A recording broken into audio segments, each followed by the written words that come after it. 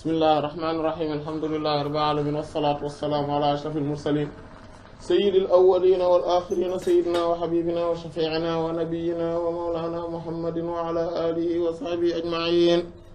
wa radiyallahu ta'ala an qutbil arifin wa an siddiqin abil abbas ahmad ibn ahmad at-tijani wa khulafa'il muhtadin wa ahli tariqatil faizin ar-rabihin amma ba'd. قال سيدي وقرة عيني الإمام صلاح الدين التجاني رضي الله عنه وارضاه عنا به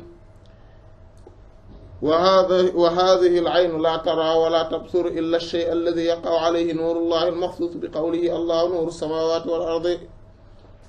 إلى آخره. في نيوتن الكنوز العشرة الكنز الأول في عوالم الإنسان ولا dégg nga kon al imam Seydina al imam Salahuddin Tijaani alayhi ridwaan rabbani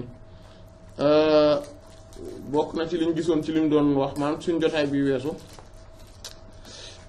voilà suñ jotaay bi weesu dafa doon expliquer li aju ci wàllu xol maanaam mais maanaam ñun liñ gisoon mooy al aqlu saami maanaam mooy xol bi nga xamante ne moo ëpp xel yi maanaam moo gën a kawe yeneen yi ci des c'est-à-dire c'est l'intellect suprême et que dafa am rapport moom mooy xol en fait. Bon maintenant li ñu gisoon plutôt c'était dafa amoon rapport ak li nga xam ne moom mooy mécanisme bi nga xam ne moom moo nekk ci xol maanaam physionomiquement voilà li nga xamante ne noonu la nekkee maanaam noonu la xol composé woon nekk li nga xamante ne moom dëgg-dëgg moom mooy xel mi nga xam ne moom mooy bi gën a kawe. bokkul ak xel parce que moom xol day toppatoo c'est-à-dire que li muy préoccupé wu moom mooy yi nga xamante ne moom mooy maanaam xel maanaam bi nga xamante ne mooy yuur gi voilà li muy préoccupé wu moom mooy yi nga xamante ne ñoom ñooy affaire courante yi quant à maanaam du aju ci wàllu matière yi quant à xol moom li muy préoccupé wu moom mooy affaire yi nga xam ne ñoom ñoo am solo yu sensationnel yi nga xamante ne sentimental lañ yi nga xamante ne haut de gamme lañ yu gën a am importance yi nga xamante ne dafa aju ci ay conviction maanaam ay gëm-gëm ay dogme ak yu mel noonu loolu xol moo koy toppatoo voilà loolu gisoon nañ ko et puis gis nañu physiologiquement et puis tamit gisoon nañ ay masalan yi nga xamante ne borom bi subhaanahu wa taala dafay wax ne comme surtout aaya boobu nga xam ne bu ci bokk ci tim teg inna fi zaalika la zikraa liman kaana lahu qalbun maanaam aw alqa sama wa shahid c'est-à-dire que ne mandarga yi maanaam ne alquran ji liñ ciy nekk li yëpp la zikra giñ naa ne ak fàttali la mais liman kaana lahu qalbun ñeel ki nga xamante ne dafa am xol c'est-à-dire que ce qui veut dire que ni du nit ñëpp ñoom ñoo am xel mu kawe mi te moom mooy xol. loolu moom moo tax boroom xol yi maanaam ñi nga xam ne am nañ xel mu kawe ñooñu ñoom la waaraate di am jeexital ci ñoom maanaam ñoom lay am effet ci ñoom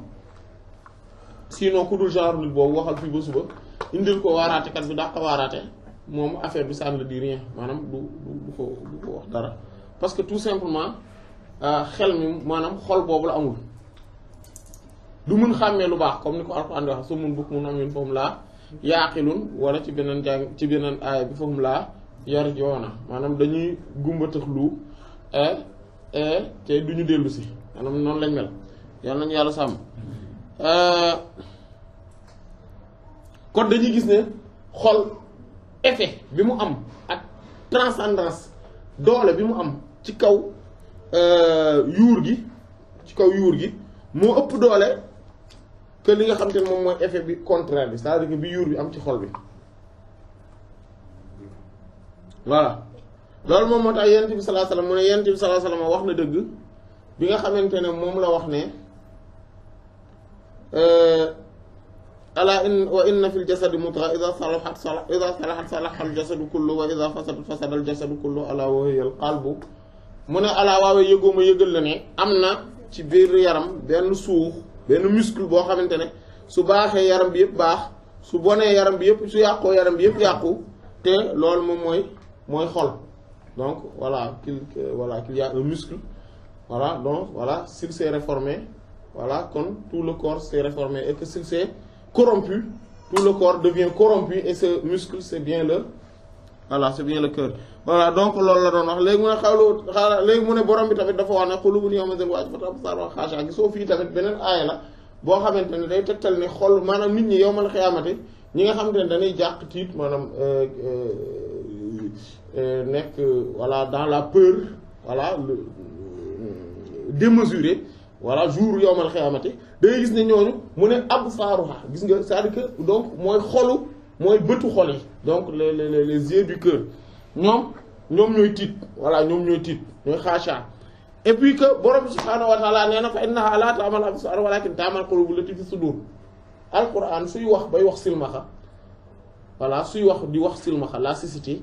lim ci jublu moom mooy silmaxa bi bëtu xol bi silmaxa mais pas bi bët bii di silmaxa loolu tax mu ne en toute vérité du ne maanaam xol yi maanaam du ne bët yi ñoom ñooy silmaxa donc les yeux du loolu mais c'est le cœur même maanaam xol bi nga xamante ne bi nekk ci dënn yi ñoom ñooy silmaxa c'est cécité voilà ah waaw mooy sourate Hajj aaya 46 voilà kon mu ne ñaari aaya yooyu dañuy tegtale ne que xol day gis dafa am bët xol dafa am bët boo xam ne day gis di xool comme ni ko aaya wax ala basiratin ana wa man ittaba'ani voilà que man dama nekk ci benn clairvoyance voilà gis-gisu xol boo xam te ne man maa ci nekk man ak képp ku ma topp sourate Yuusuf aaya 108 voilà léegi foofu la ñu yemoon ci jotaay bi weesu donc léegi nag dañoo war a gis insha allah beneen étape beneen détail bu important ci buntu boobu parce que xaqiqatan lii soo comprendre liñ doon wax yëpp presque ça tourne autour de lii nii liñ doon wax yëpp ci wàllu réaliser maanaam en fait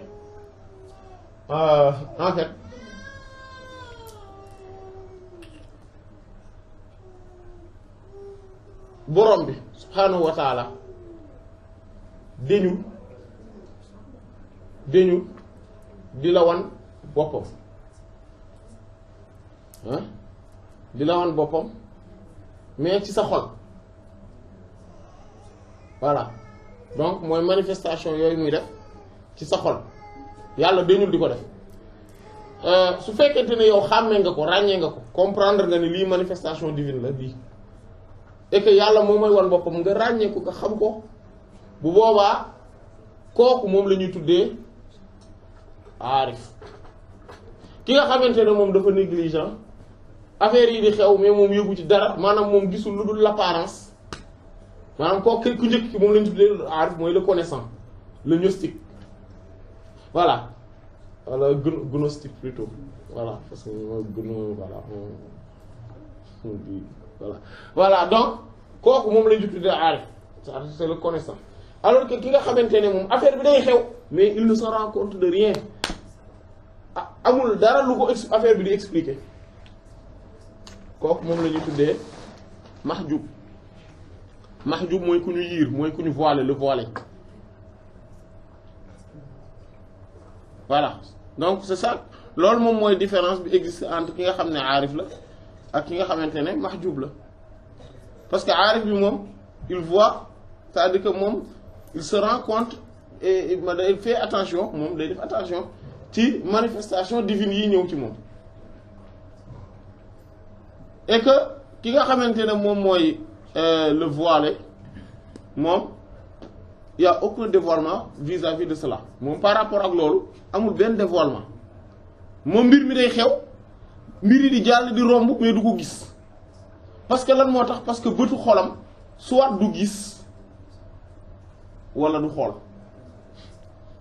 wala boog soit du xool wala du gis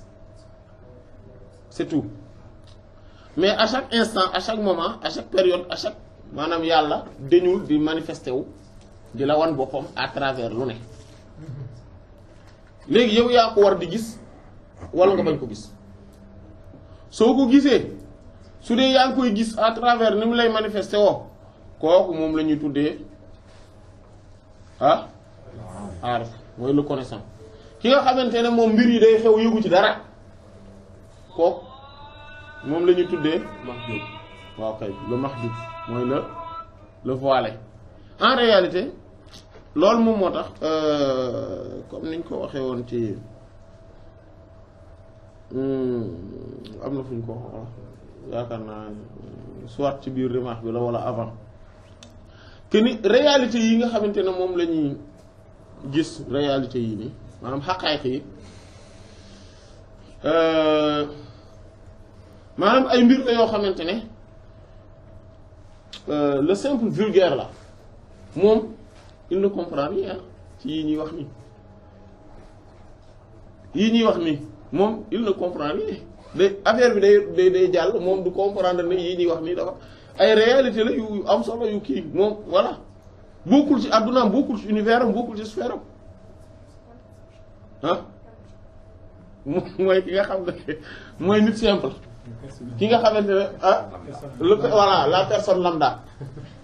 voilà la personne lambda moom du comprendre dara ci yi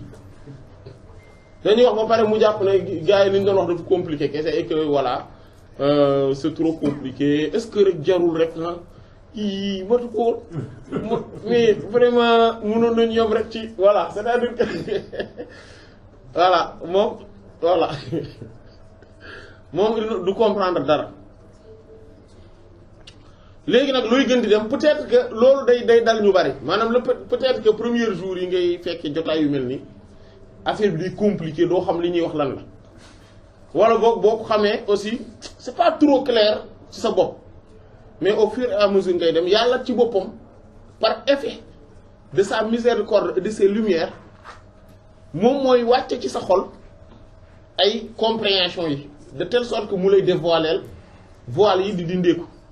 ngay comprendre di comprendre voilà loolu loolu tax maanaam après moo tax voilà léegi après nag voilà léegi nag après doo yem foofu da ngay war di évoluer tamit voilà di évoluer waaw dégg nga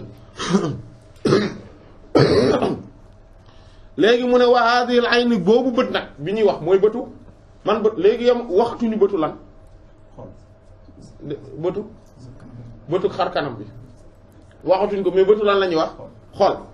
laa taraa du gis wala tubsiru te du laa taraa du xool wala tubsiru te du gis illaa lu dul ashay a mbir allati bi nga xam ne yaqaw rot na alayhi ci kawam nuurullaahi leerug yàlla c'est-à-dire que moom bëtu xol melul comme suñu bët yi ci biir ñun suñu bët yi lan lay gis ñun suñu bët matière lay gis quelque chose boo xamante ne mën na rentrer ci possibilité wu nit gis ko ak bëtam ñun bët bii loolu lay gis loolu moom moo tax réalité yooyu ay turu yàlla yi melo mi nangam du bët yi ñoo koy gis bët bi du ko gis mais beneen bët bi moo koy gis bi ci xol moom naka la koy gis lan lay gis moom li muy gis bala moo mën a gis dara il faut que loola leeru yàlla tegu ci kawam posé wu ci almaxsuus wax leer jooja moom lañ doon wax spécifiquement particulièrement bi qawlihi ci yàlla ba mu naan allahu buur yàlla nuuru samawaati mooy leer asamaani wal ardi ak suuf si ñu sourate Nuur aya 35 kon voilà Allah est lumière des cieux et de la terre c'est-à-dire que lumière am kooku mooy ne lumière googu muy wax ne moom yàlla ci boppam mooy lumière u asamaan ak suuf si maanaam mooy à travers lu ne maanaam mbir mu nekk amul benn particule wala atome lu dul ne yàlla ci jëmmi boppam maanaam leeram mi ngi ci et que daf ci manifesté wu ci ay turam ak i meloom et que maintenant il se manifeste à toi en tant qu'être humain en tant que serviteur pour que tu puisses le reconnaître à travers cette manifestation là cette théophanie donc loolu la c'est-à-dire que il faut que moom bu la lay wan boppam à travers loolu ngay mën a xàmmee nga koy xàmmee nga naan mi ngi nii loolu moom moo tax nit ki su demee ba am une connaissance accomplie et parfaite plutôt pas accomplie parce que connaissance accomplie mooy boo demee ba mën di gis affaire bi mu nekk lu perpétuel mais parfaite mooy da ngay dem ba benn moment boo xamante ne loo xool da nga ciy gis borom bi c'est-à-dire que loo xool rek da ngay gis yàlla mais sauf que doo ko mën localiser parce que yàlla kenn du ko mën localiser yàlla kenn du ko localiser mais ñooñu ñi nga xamante ne ñoom ñoo àgg vraiment niveau bi nga xamante ne dañuy gis yàlla tout le temps tout le temps sauf que duñ ko mën a maanaam non seulement duñ ko mën a mesurer duñ ko mën localiser mais duñ ko mën a aussi melale c'est-à-dire que duñ ko mën décrire parce que il est aussi indescriptible donc mais dañuy gis voilà et en permanence dootuñu amati c'est-à-dire que ñoom tout le temps ils sont dans un moment de témoignage et de contemplation perpétuelle et permanent c'est-à-dire kon ñoom tout le temps dañuy nekk di gis di contempler yàlla di ko faire de manière permanente et que di ko témoigner dans toute chose à travers toute chose par toute chose voilà mais parce que ñoom lan la ñuy gis duñu gis lu dul yàlla c'est-à-dire que ñoom yàlla la ñuy gis par yàlla jaar voilà et cetera donc c'est ça kon loolu bon pour être plutôt simple exemple bi ñuy joxe mooy lii kaas la wala plutôt boobu la du dégg bët bi nga xamante ne moom mooy bi nekk ci sama xar kanam bi lu muy gis moom li muy gis mooy benn matière boo xamante ne dafa weex et que mu yor forme boo xamante ne à peu près cylindrique la moom la gën a jege ah et que bu creux la sama bët bi li la gis gisul leneen walla ñun ñëpp suñu bët yi loolu lay gis suñu bët bi nekk fii bi nekk ci xar kanam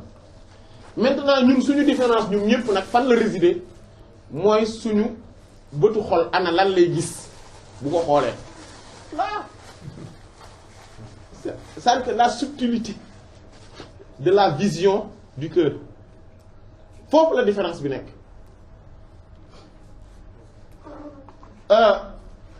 donc voilà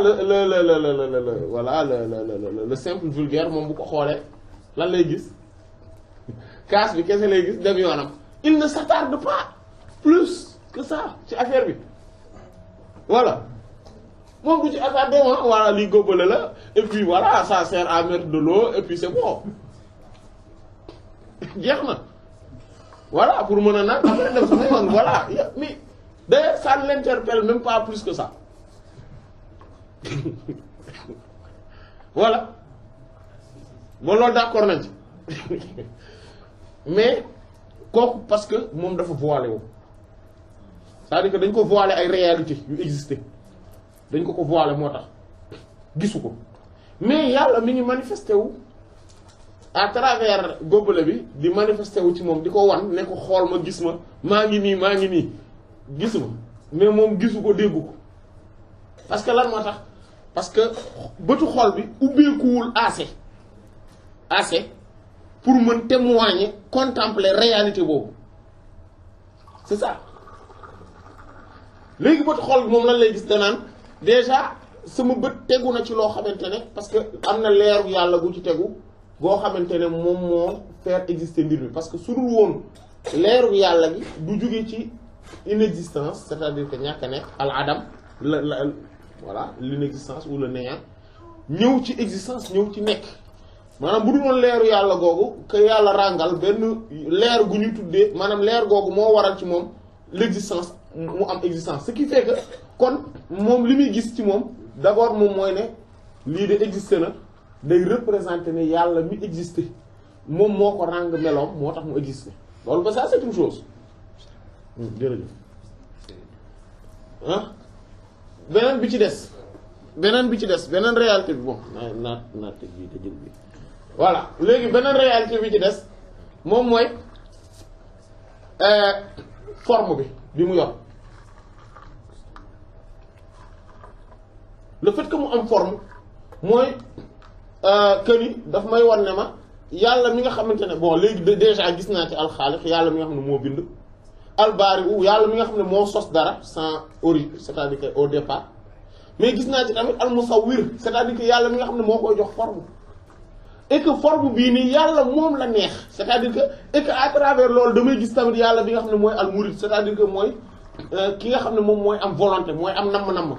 parce que le fait que affaire bi yor forme bi te mënoon na yor forme beneen et que loi yi nature bi yàlla mënoon na ko defee de telle sorte que suñu ko defaree jaarale ko fañ ko jaarale du joxe forme bi voilà et que yàlla dafa bëgg mu amel nii moo tax donc ça c'est sa volonté qui s'est manifestée aussi et que beneen bi ci des moom mooy yàlla mi nga xam mooy ne yàlla daf koo bëgg daf koo sopp maanaam parce que yàlla bu soppul dara du ko bind du ko amal ah oui hein parce que y avait aussi la possibilité que mu bañ a exister le fait que mu exister mooy ne yàlla daf ko bëgg a amal léegi ma gis le fait que mu nekk lu weex kon ce qui fait que ni yàlla moo ko alloué couleur boobu et que couleur boobu mu am et que quel que soit le procédé hein et le processus ba mu yegg si ci mel ni mu mel quand même dañ koy delloo tout le temps ci yàlla et que yàlla moom par ce processus là mooy loolu la ñuy tuddee sabab en fait sabab même en arabe le terme sabab c'est l'échelle. C'est-à-dire que le processus, le procédé. Voilà, l'échelle. Moi, moi, permettre de me accéder fenn. Sabab bi lool la. Kon par ce procédé là, mom yalla mi nga xamne moy musabbibul asbab. C'est-à-dire que mom moy sababal sabab yi. Hein? Lool aussi donc yalla manifesté wu aussi ci anam gogu. Légui benen bi ci dess mom moy ne xéewalu yalla la. muy wërsëg risque la c'est les causes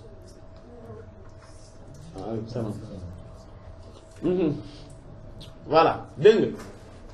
nga léegi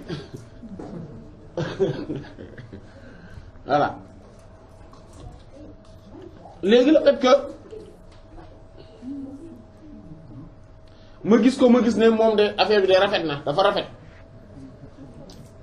ah eh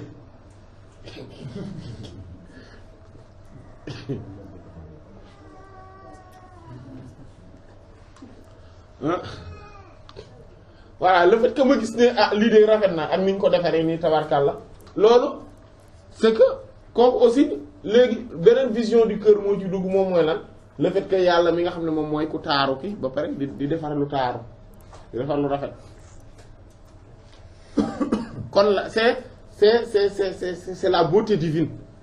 qui se manifeste également en même temps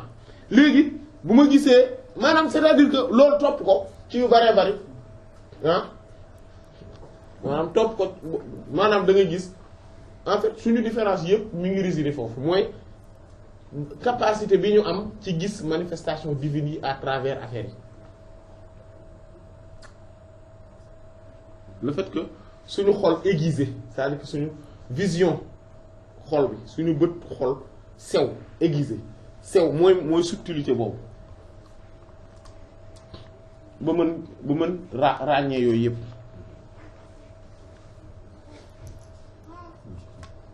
ah loolu lay wax nag léegi mu ne fa iza waqa kon mbir mu nekk noonu la demee fa iza waqa su rotee ala yi ci moom xolo nuurullahi leerug yàlla alqadim bay aji jiitu talaasha day daal di seey alxaadis la sosu donc le sosu mooy le créer le nouveau quelque chose voilà qui n'existait pas puis a existé voilà donc su leeru yàlla dalee ci mbir mi leeru yàlla su tegoo ci dara quand voilà et quand la lumière divine se pose sur une chose donnée sur cette chose léegi ce qui fait loolu li muy am comme résultat mooy lan ah mooy que ni mooy le nouveau wala li nga xamante ne moom mooy le créé disparaît day disparaître ce qui veut dire que mooy lan mooy leer yàlla bu ci tegoo bu fekkee man sama bëtu xol dafa am leer bu ma xoolee ak sama bët bi lii laay gis mais sama bët xol bu ci tegoo rek le créé le nouveau disparaît maintenant lan laay gis ay attributs et noms divins jeex na du ma gis leneen c'est ça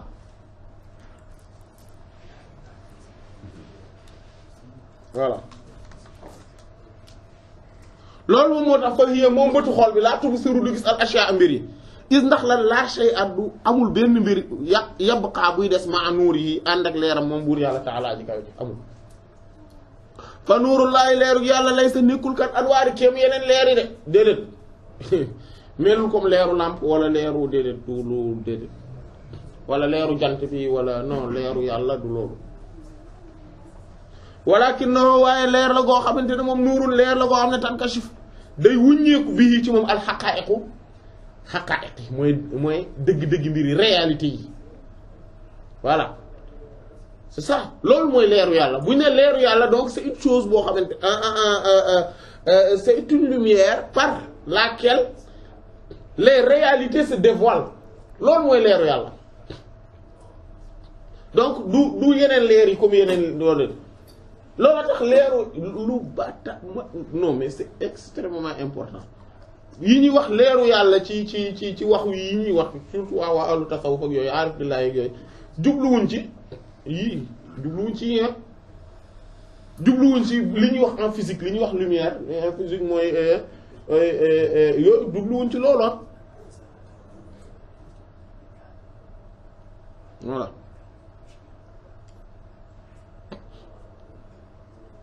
dégg nga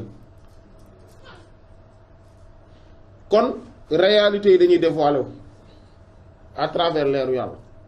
kon ce qui veut dire que leer kon mais amul dara ci àdduna bi lu dul ne leeru yàlla tegu na ci mais sauf que l'insouciant le distrait voilà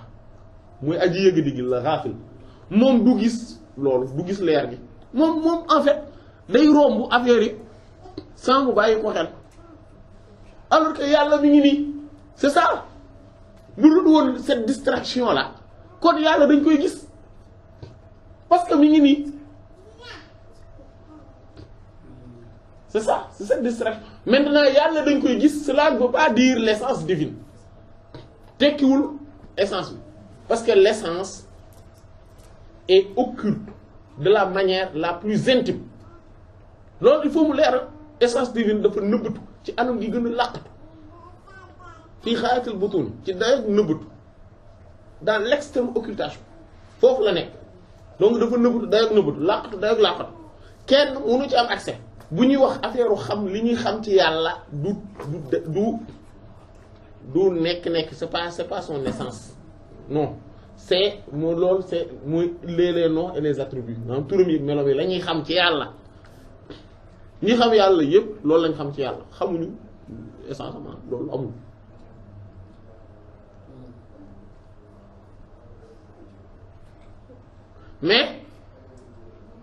mais l'essence maanaam mooy nekk dañ koy témoigner mais pas par la vue ni par le cœur ni par l'intellect mais par l'esprit voilà maanaam ruux moo koy yëg mooy yëg yàlla ruux mooy am benn témoignage contemplation voilà ci yàlla voilà loolu nag li tax mu mën a nekk ko xam nañ ko lu tax ah wa mooy la dafa la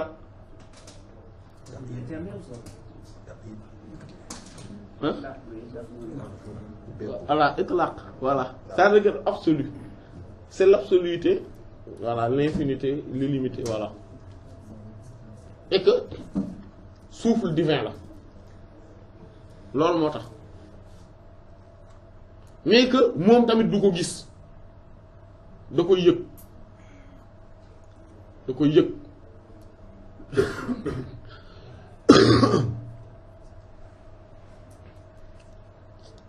kon leeru yàlla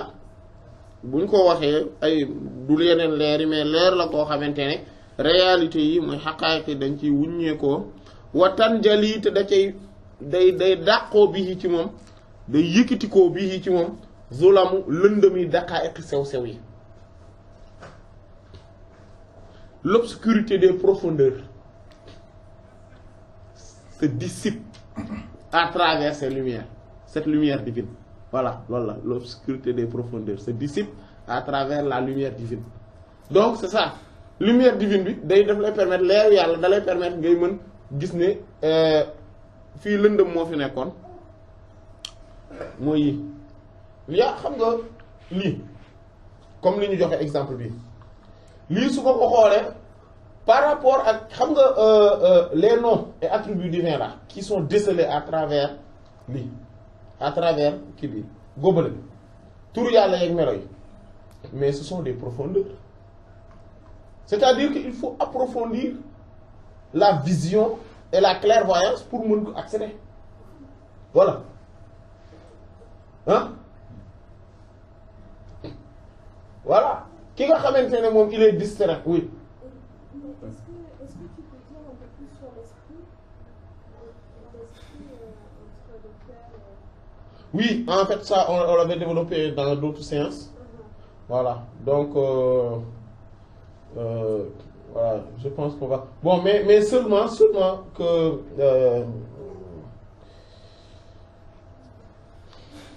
qu'est-ce qu'on pourrait dire pour résumer? Bon, que l'esprit est absolu. Et l'esprit en tant que tel, l'esprit humain, voilà. C'est-à-dire que l'esprit de l'être humain est un souffle divin. Voilà. Et donc, cet esprit, Allah subhanahu wa ta'ala l'a octroyé à l'être humain, le lui a donné, et qui est spécifique à lui, exclusif à lui. Et cet esprit lui permet d'être absolu, de transcender toutes ces restrictions. Voilà, et d'accéder à Allah subhanahu wa ta'ala. Pas dans l'enceinte ou dans la sphère ou dans l'instance, la présence de ses noms et attributs, mais dans la présence même de son essence. C'est-à-dire que de recevoir la manifestation, c'est-à-dire que relative à l'essence divine. Voilà. Mais sans cela, c'est pour ça qu'il faudrait aussi faire tout pour faire partie de ces gens-là. C'est-à-dire que de ces gens qui ont réalisé l'absoluité. Parce que sans cette absoluité-là, on n'arrive pas à avoir à recevoir ou bien à contempler cette manifestation. On est également, c'est pour cela que les gens de l'absoluité, c'est-à-dire que les gens, les connaissants, par rapport aux gens de l'absoluité, les connaissants, même accomplis, hein, quand on parle de connaissants, on parle des connaissants accomplis, sont comparables aux communs des mortels vis-à-vis des gens de l'absoluité. Vu que ces gens de l'absoluité-là, eux, ils reçoivent la manifestation divine, c'est-à-dire vis-à-vis même et de l'essence même divine, de l'essence divine même, alors que les autres connaissants ne reçoivent que la manifestation, mais relative aux noms et aux attributs divins. C'est pour ça que ces gens-là, on les appelle aussi les afrades, les singuliers. Ils sont singuliers. Vu qu'ils sont spécialement singuliers vis-à-vis de cela. C'est pour ça que c'est eux, les afrades, qu'on appelle également les itlaq. Donc selon aussi le cadre, donc on parle de voilà, voilà. Maintenant, toutes ces manifestations dont on est en train de parler, ce sont les manifestations qui sont relatives au cœur. C'est-à-dire que quand Allah subhanahu wa ta'ala se manifeste à travers et au cœur même de l'être humain, et que lui, il doit s'en rendre compte de cette manifestation, non seulement, mais de le voir et de contempler ces attributs divins et ces noms divins. Et ce n'est qu'à partir de ce moment-là qu'il devient connaissant. Sans cela, il n'est pas connaissant. Voilà. Voilà, c'est...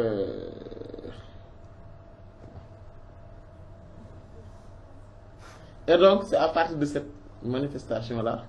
c'est-à-dire que donc, ces manifestations divines se font par la lumière d'Allah subhanahu wa ta'ala, dont Allah parle dans la sourate Les Lumières, quand il dit que Allah est même est lumière des cieux et de la terre. Et donc, c'est-à-dire que dans les cieux et la terre, Allah subhanahu wa ta'ala, c'est-à-dire que les cieux et la terre sont dressés à travers les lumières divines, cette lumière d'Allah subhanahu wa ta'ala, et que cette lumière-là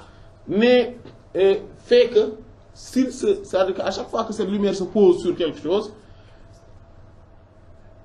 les réalités se dévoilent, les ténèbres des profondeurs se dissipent et les voiles se lèvent et se ôtent. De même que toute forme toute forme d'obstacle se dissipe. C'est-à-dire que d'obstacle vis-à-vis du chemin, du voyage envers Allah subhanahu wa ta'ala. Et c'est cette vision-là qu'on appelle la vision, c'est-à-dire que c'est ce qu'on appelle la clairvoyance. C'est cette vision du cœur. Mais c'est une chose que tout le monde n'a pas. Et maintenant, d'où une éducation spirituelle spécifique et une association spirituelle spécifique pour pouvoir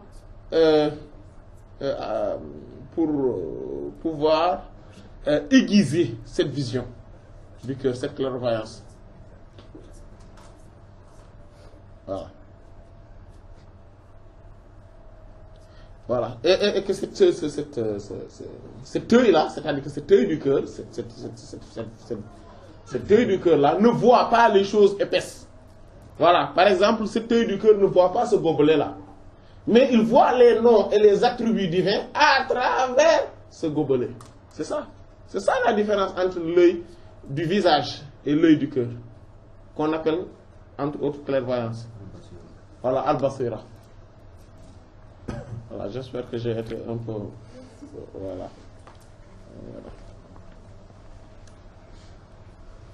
Voilà. Aywa kon ñu jàll ci wolof. Dégg nga kon moom leer la koo xamante ne lëndëm yi dañ ciy yëkkati ko waxtaan tafew te dégg nga waxtaan tafew day yëkkati ko tamit bi ci moom alxujubu kiiraay yi wala awaa'iq ak gàllankoor yi. Donc lépp loo xamante ne kiiraay la mooy voile yi ak gàllankoor yi mooy obstacle yi yëpp dañ ciy dañee aussi parce que nit ki li koy obstacle c'est très important, c'est extrêmement important. Gàllankoor bi ngay am c'est-à-dire que obstacle bi nga am sa diggante ak sa borom en réalité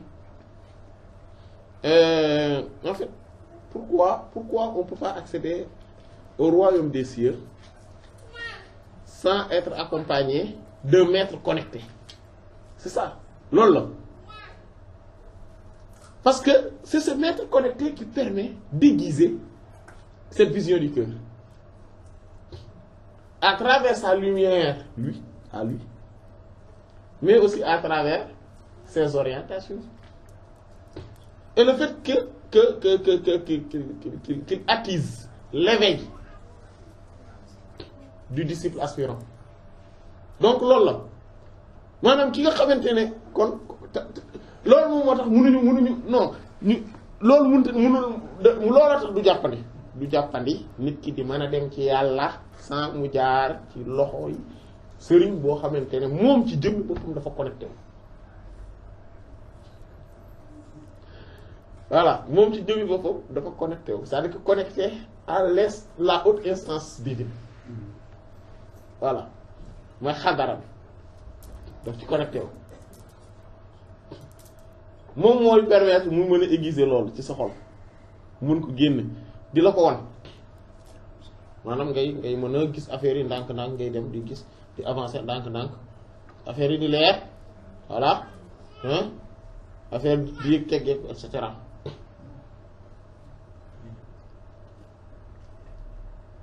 loolu la parce que gàllankoor yi li koy waral yëpp loolu rek la. Maintenant les pratiques là, les pratiques religieuses, les pratiques de la loi, de la mooy charia yooyu li ñuy permettre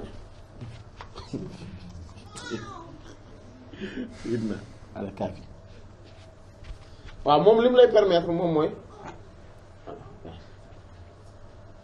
donc ñoom pratique yooyu li mu lay permettre moom mooy nga mën a am maanaam moom mooy da koy taal da koy xamb da koy attiser day xamb leer googu noonu ci xol et que day dàq li nga xamante ne moom mooy lëndëm yi moom mooy lëndëm c'est-à-dire que le nafs l'ego l'âme moom dafa am armée dafa am ay soldats et que ces soldats là ñoom ñooy les ténèbres mooy lëndëm yi tout ce qui est ay jikko yu bon yi ay iñaan soxor rëy bokkaale ngistal déggital yéem sa bopp bëgg ku la màggal et cetera naw sa bopp lool et xor yooyu ça c'est voilà c'est ça entre autres hein. Maintenant il y a aussi les plaisirs charnels et cetera voilà l'appétit démesuré voilà voilà des choses comme ça hein ah sëñ Bay tooñu ma la de voilà donc voilà c'est yooyu la quoi donc yooyu ay gàllankoor lañ ci xol mais leer googu bu dee nekk ci yàlla bu leeru yàlla googu bu dee tàkk ci nit ki gis nga le fait que nit ki di gis melo yàlla yu turam yi ci à travers lu nekk c'est-à-dire que il est dans la perpétuelle contemplation dangay gis ci la yooyu di dañee maanaam il va dominer maintenant à travers cela lan les soldats l'armée de l'ego du nafs c'est-à-dire que de l'âme charnelle de l'âme tout simplement à travers la contemplation donc ci lay gagner terrain boobu voilà donc il faudrait donc tout le temps ngay jéem a nekk ci contemplation boobu voilà loolu moo lay dimbali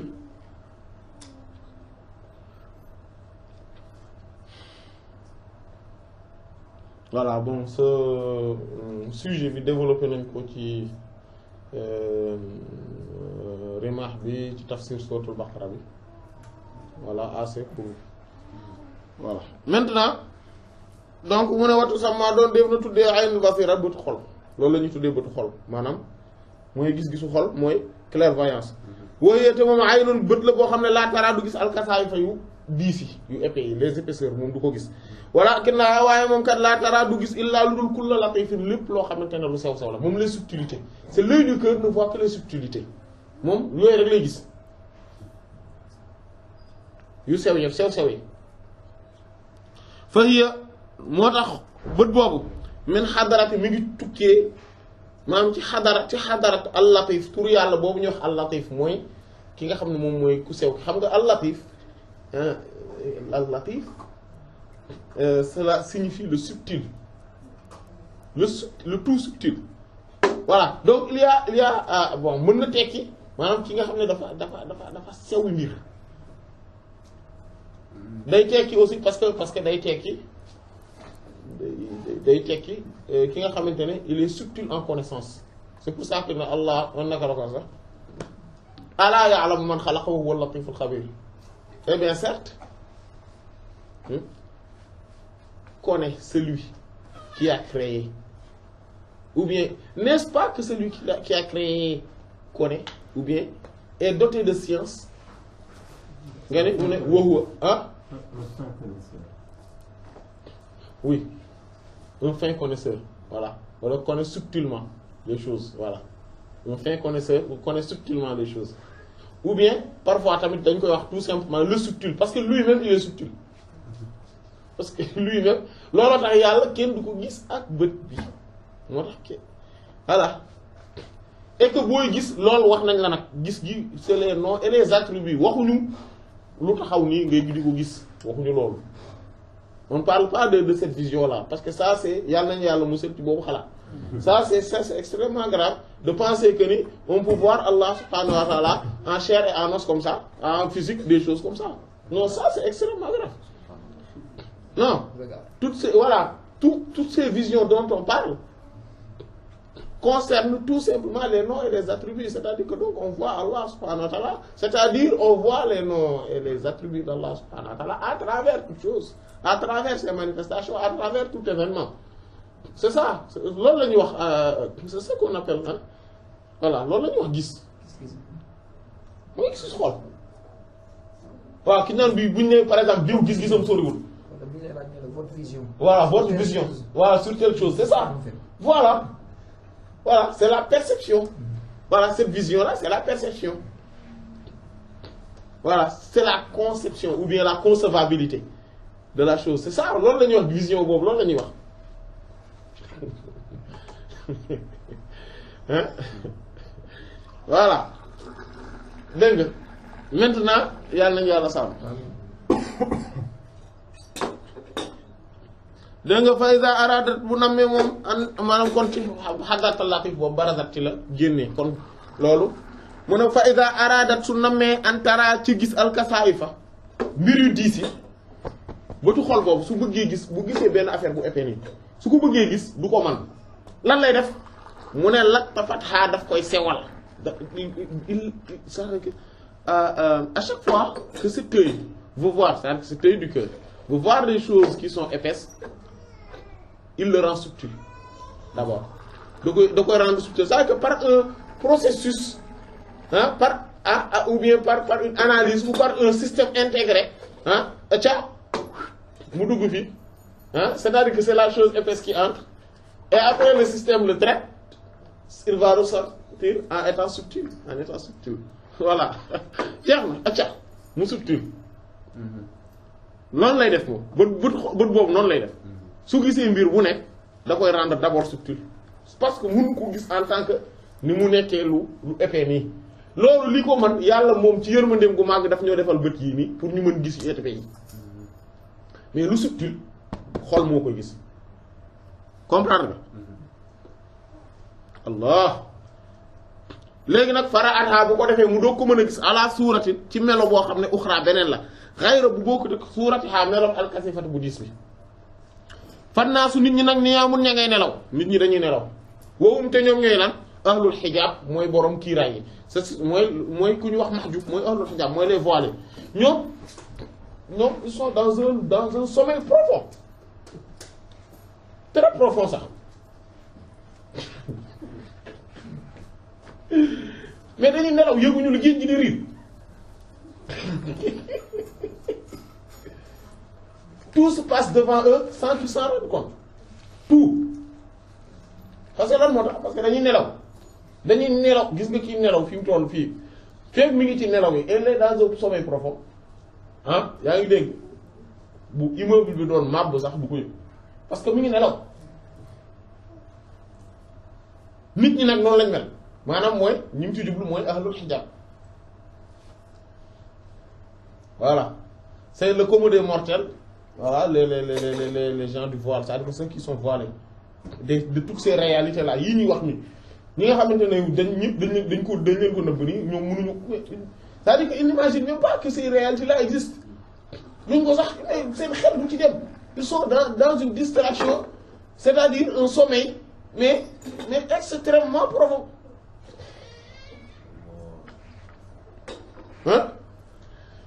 fa kulluma lépp loo xam ne raaw gis nañ ko minal kasaay fi ci yi nga xam te ne dafa diis fa kama kem li nga xam te ne la rek yaraal daf koy gis an naa ima aji nelaw ji fi manam yi ci nelaw c'est ça c'est-à-dire que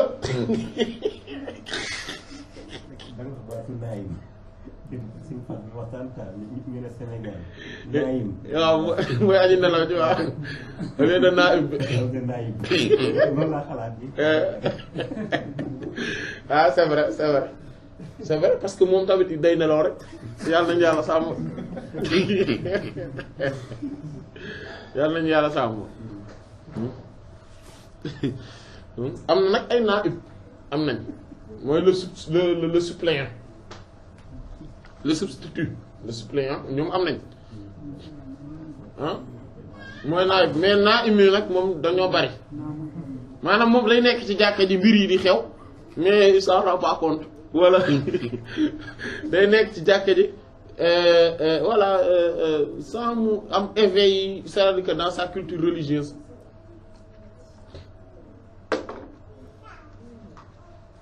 d'accord dégg nga kon ñoom lépp lu ñu gis ci ay yu maanaam loolu la kii kon ñoom ahlul hijab les gens voilés ñoom lu ñu gis ci yii nii mbir yi nga xam ne ñoom ñooy l'aspect extérieur des choses c'est-à-dire que les choses épaisses ñoom lu ñu ci gis nii li feeñ ni ñoom en fait c'est comme si c'est-à-dire que loolu mën nañ ko comparer cela pourrait être comparé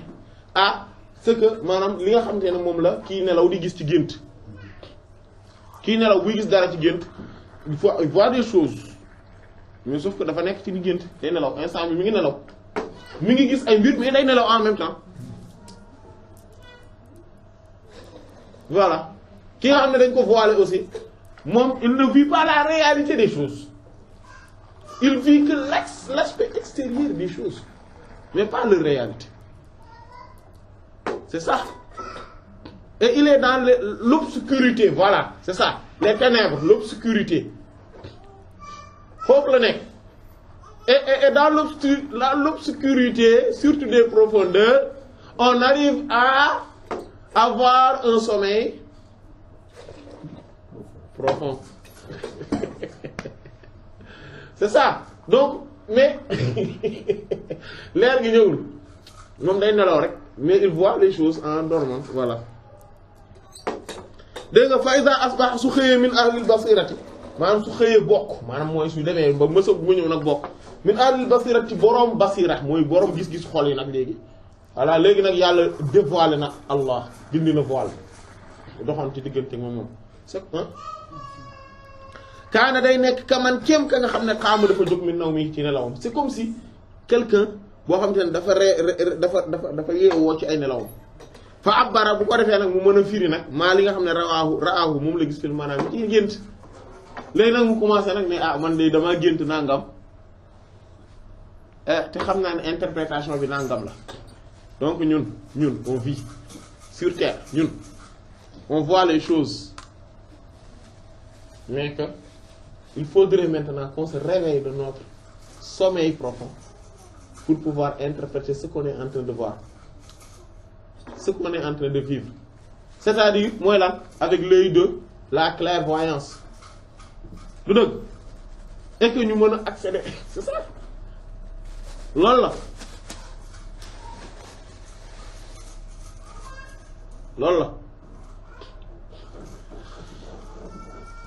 léegi fa in kaana bu fekkee dana te aji nelaw ji kaana nekk na ra'aane dafa gisoon labanan meew abarawo daf koy fiire bil ilmi ci xam-xam voilà su fekkonte ne bi muy nelaw dafa gént meew gént di naan meew loolu mooy xam-xam bu muy am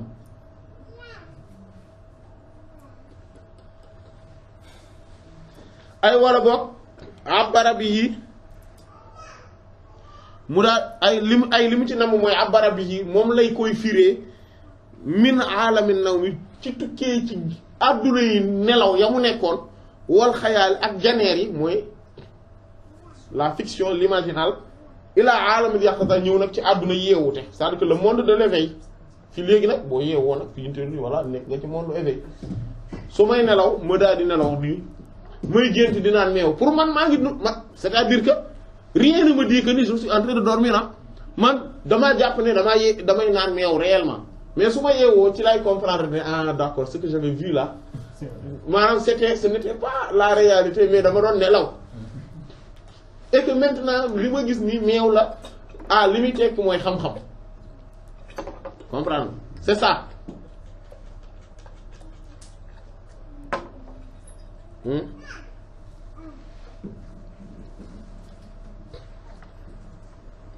dégg nga loolu la maanaam kon pour ñu ñëwaat ci comparaison boobu fii nii mooy ki nga xamante ne day dund nii di gis affaire yi nii instant bii nii bu bokkee ci coma bi le coma la nga xamante ne moom ñoom dañoo nëbb seen xol dañ ko muur ñoom dañu distraire ils sont dans la distraction et dans l'insouciance ñooñu noonu ils voient les choses ils voient des réalités dañuy dund ay affaires événements yi di jàll duñ ci jàngee dara duñ ci wàllu yàlla duñ ci gisee yàlla mais su xëyee ba benn jour mu am benn éveil nii daal di xam ne ndekete affaire yi da nga koo war a gis maanaam ndekete man dama doon nelaw et que je me suis réveillé c'est-à-dire que c'est le cœur qui s'est réveillé xol bi mooy yeewu parce que xol bi moo doon nelaw sinon bët yi ci biti nelawul woon mais c'est l'œil du cœur qui s'était endormi mais profondément léegi bu yeewoo nag danaan ndekete man dama doon nelaw li ma doon gis nag ndekete léegi moom su gisee dara daf koy interpréter c'est-à-dire comme sànq exemple bi ñu joxe ci góobale bi mais et que exemple boobu c'est li ñu ci jotal kii noonu ce n'est pas exhaustif maanaam dañ ko mais c'est juste des choses quand même qui permettent pour ñu mën a xàmmee li ñuy wax lan la ah bu yeewoo nag moom mooy commencer gis ne ah ndekete xol bi day interpréter léegi li muy gis c'est-à-dire que dootu ko firé ci góobale kese mais ay turu yàlla la koy firé ak ay meloom c'est-à-dire que il commence à interpréter ce qu'il voit du dëgg voilà mu ne wal xayaal la fiction l'imaginal mais loolu dinañ ci ñëw duñ ko yaatal fii dinañ ci ñëw insha allah ala sihat yi ànd ak yaatuwaayam yépp parce que àdduna bu yaatu la fa huwa moom alwaasi'u mooy li yaatu ba pare ak dayiq nekk lu xat parce que xam nga l'imagination xam nga fi mu toll boo toogee l'imaginal mooy la fiction imagine-toi la fiction comment c'est large la fiction dafa yaatu parce que fiction mooy lan mooy ngay nekk di imaginer ay mbir yoo xam ne lan dafa impossible wala amul wala amagul wala narta am wala manta am waaw yooyu la ah loolu mooy fiction ah voilà ah voilà léegi li muy yaatu nag parce que c'est très large loolu mais ànd ak loolu yëpp ba ala siat yi ànd ak yaatuwaayam laa yaqbalu du nangu almaani maanaa yi illaa lu dul muqay maanaa yi mooy les sens les significations des choses du ko nangu illaa lu dul muqayyadatan mu nekk lu tënk bi suurati c'est ci melo hissiyatun boo xamante ne hissiya la maanaam lu ñu mën a laal la c'est-à-dire que fiction tey bu may imaginer dara il faut ma mën ko tënk ma mën ko restreindre ci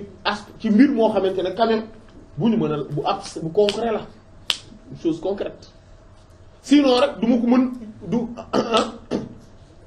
sama fiction du ci mën a accéder il faut que pour sama fiction accéder ci dara il faut que cette chose-là soit concrète c'est-à-dire que voilà il faut que mu mën ko restreindre sur une chose concrète même si c'est impossible comme tey par exemple bu ma toogoon ni di imaginer di jóg di naaw naaw ba fële dem dellu si waat maanaam yooyu maa ngi ci fiction xam nga instant bi maa ngi ci fiction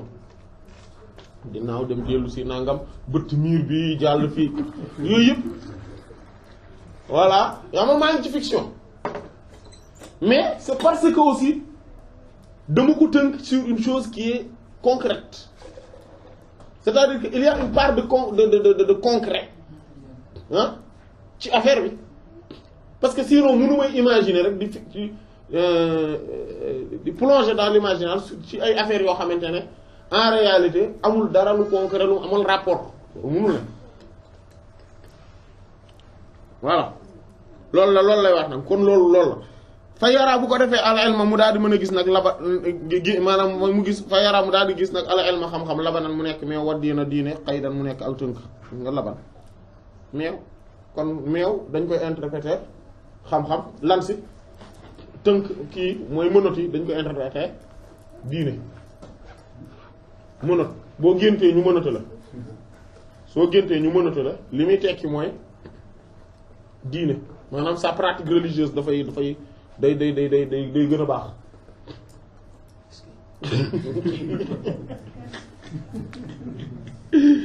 waaw loolu lay tekki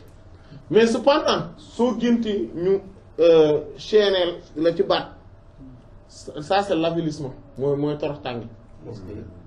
yàlla nañ ci yàlla mosal ah waaw loolu ci tënk yi la bokk maanaam tout ce qui est restrictif comme ça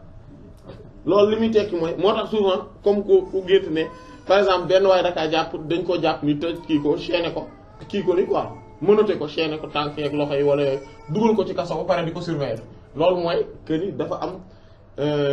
maanaam am na ku koy encadrer bu baax a baax ci évolution diineem ci pratique et que du rëcc kooku du ko rëcc voilà mais xam nga yooyu par exemple su géntee souvent boo yeewoo soo xamul da ngay tiit da ngay ne yii voilà alors que loolu la man la ngay gént nii di xeex di duma waaj di ki ngay xeexal loolu mooy ay xeetu soit loolu rab la ay rab ni yoo xamante ne ñoom ñoo lay song ngay xeex ak ñoom voilà léegi nag soo leen gañee li muy tekki mooy amul danger wala mu nekk liggéey boo xamante ne tamit day yàqu parce que yaa ngi gañe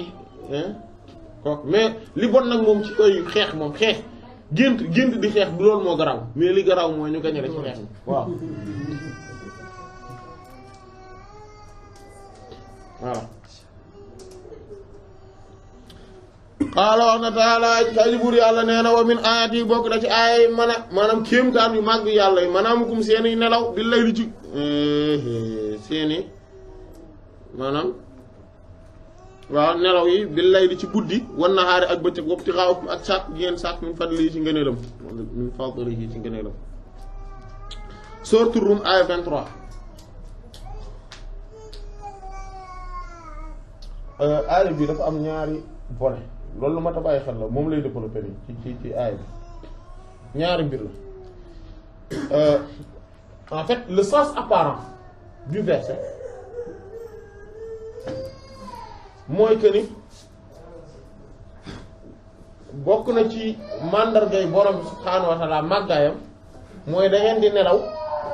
mooy le fait que ngeen di nelaw guddi gi ak bëccëg bi ak it sàkk gi ngeen di sàkk ngëneelam yi maanaam mooy subsistance yi xéewal yi leen yàlla di defal voilà loolu mooy sens apparent léegi jàppal le sens caché c'est-à-dire que sens bi muy développé fii mooy le fait que nelaw gi mu tudd nelaw ne guddi seen nelawu guddi ak bëccëg soo ce qui veut dire que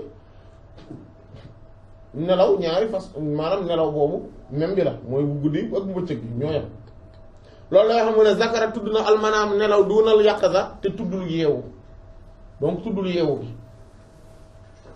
le fait que ngeen ne nelaw la tudd xam nga déjà même dans la réalité maanaam mooy le sens apparent ñu revenir sur sens apparent maanaam nelaw ci jëmmi boppam xéewalu yàlla gu mag meenum kéemaanu yàlla la nelaw kéemaan la goo xam ne mais extraordinaire déjà le fait que ngay prolonger wu ci ay réalités yoo xamante ne dans la vie mii nii doo ko gis doo ci ne le fait que ngay mën di noppalu mais et que booy nelaw mais yaa ngi noppalu non seulement yaa ngi noppalu mais nga nekk koo xamante ne maanaam loo bari problème moment bi ngay nelaw moom problème yi doo fi nekkati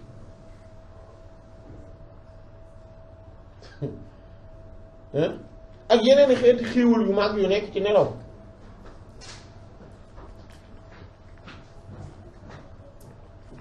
voilà ak yi ngay gént ak et cetera àdduna bi ngay dugg et cetera ba pare nelaw tamit beneen affaire la mooy dalay fàttali ne la dee dalay fàttali dee parce que le fait que ngay nelaw moo lay wan ne et que booy nelaw ngay gis ay réalité maanaam nit ki di mën di nelaw ki nekk ci wet gi muy nelaw moom maanaam moom muy gént di nekk ci xéewal yu màgg màgg te waa ji ne ci wet gi du ko xam wala mu nekk ci coono yu mat te waa ji nekk ci wet gi du ko xam et que nelaw nit ki bu fa duggee xolam c'est-à-dire que day dugg ci beneen réel beneen àdduna boobu moom la ñu alamul xayal àdduna boobu lay dugg maanaam nelaw du lépp moo négatif du lépp moo positif ëppal ci moom c'est négatif mais du jëmmi nelaw gi ci boppam moom moo négatif loolu moo tax benn nit yàlla dañu ko yow nelaw ak yeewu ban moo la gënal mu ne man nelaw moo ma gënal yeewu ñu ne ko lu tax mu ne parce que bu may nelaw du ma bàkkaar en même temps may nelaw ñaareel bi mooy man ci nelaw laay gisee yeneen bi sallallahu alayhi wasallam kon moo ma gënal yeewu bi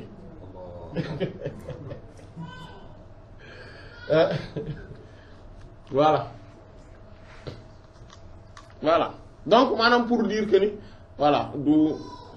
léegi nag loolu kon bokk na ci maanaam le fait que nag léegi ngeen di nelaw mu kon mu tudd nelaw gi tuddul yeewu gi léegi nag ñu ñëwaat ci xaalu kese mu ne kon fii xaali dunya ci xaalu àdduna fa dal la loolu day tegtale ala an na ci que nag al yaqazati yeewu laa takunu du nekk illaa lu dul indal mawti fa dee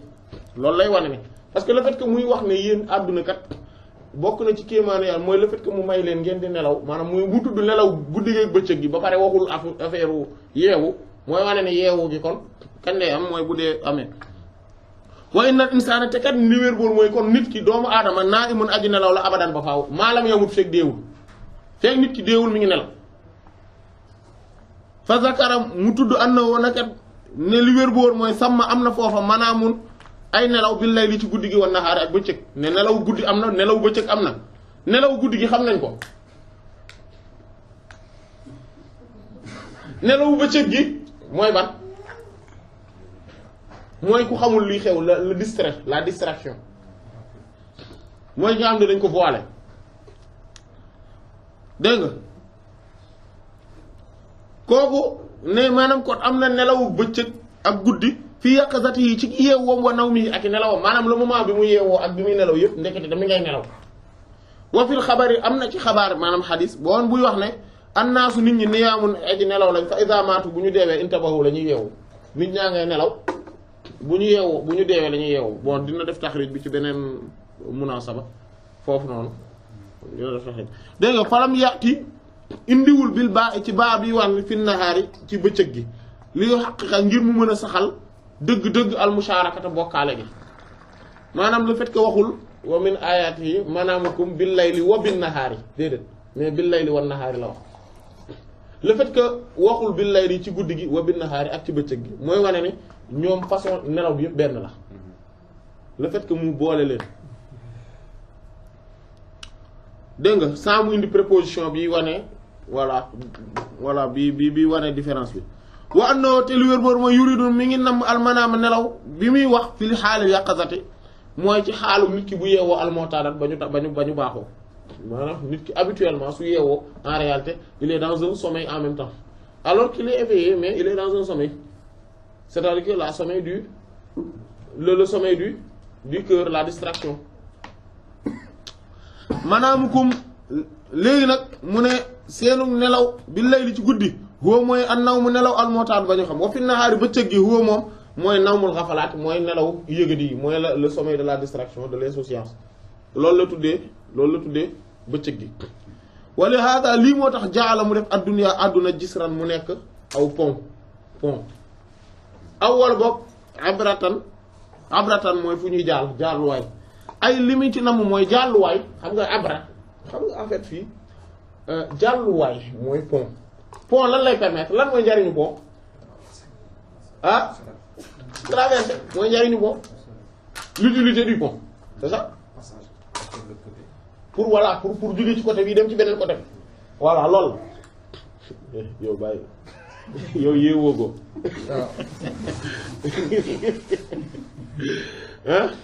dégg ay maanaam li mu ci nam mooy gis nga àdduna kon mu ne lan la pont la boo xam te ne tu abbaru def na ca firi maanaam interpréter maanaam def na ci mën a jugee ci genn wàll mooy arruya gént gi allati yi nga xam ne yaraaxaa mi ngi koy gis al insaan nit ki fii naw mi ci nelawam fa kamaa kem ni nga xam ne ànd na woo moom fii xaali naw mi ci xaalu nelawam yaraa day gis maa loo xam ne woo moom muraadun dañ koo namm li nafsi yi ñeer jëmmi boppam innama li am ba des mooy bu ko gisee woo moom kat ndekete muraadun dañ koo namm li xayri yi ngir leneen fa yu abbiru boo ko defee mu fi réew min tilka su waree ci tukkee ci yooyu la jëmmi yi muy almariyat yi mu gis fii xaali naw mi ci xaalu naw ci bu muy nelaw ilaa maanaa jëmmi ko ci maanaam almuraad ba nga xam ne moom lañ nam biyaa ci moom fii aalamul yaqzati ci xaalu yeewu ko maanaam lan lay tekki li mu wax mooy nit ki suy nelaw day gis ay mbir yoo xam te ne normalement en tant que tel dañoo am sens seen sens propre comme tey bu ma nelawee comme ni ñu joxe exemple bi meew mi bu ma nelawee gént di naan meew en réalité normalement naan meew en tant que tel lu existe la lu ñu xam la mais que bu ma yeewoo damay obligé ma firé ko neneen ma jox ko beneen interprétation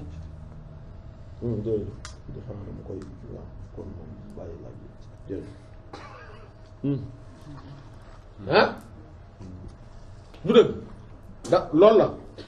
noonu la tebe nag loolu lay wax ne la kazaalika niki noonu xaalul insaan xaalu nit ki doomu aadama fi dunyaa ci àdduna maa huwa nekkul loo xam ne woo moom matlubu lu ñu sàkkul li dunyaa ci àdduna yi kese maanaam àdduna ni mu fiy dundee nii du objectif bi c'est-à-dire que quel est l'objectif de ta vie benn bon nga wax loo xamante ne yëpp boo ci paree en fait loolu en réalité du objectif parce que la plupart des gens seen vie se résume à lii ma lay wax dañuy judd màgg lu ñu gën di màgg ñu commencé am ay ambition bu ñu demee ba ambition yu bari ñu gis ne seen ambition yu bari réaliser wuñ ko quand même après muy wàññeeku tuuti à un moment donné leur ambition mooy am ay doom ay sët ay kii et puis ils gèrent bien leur kii et tranquillement ils attendent la mort voilà.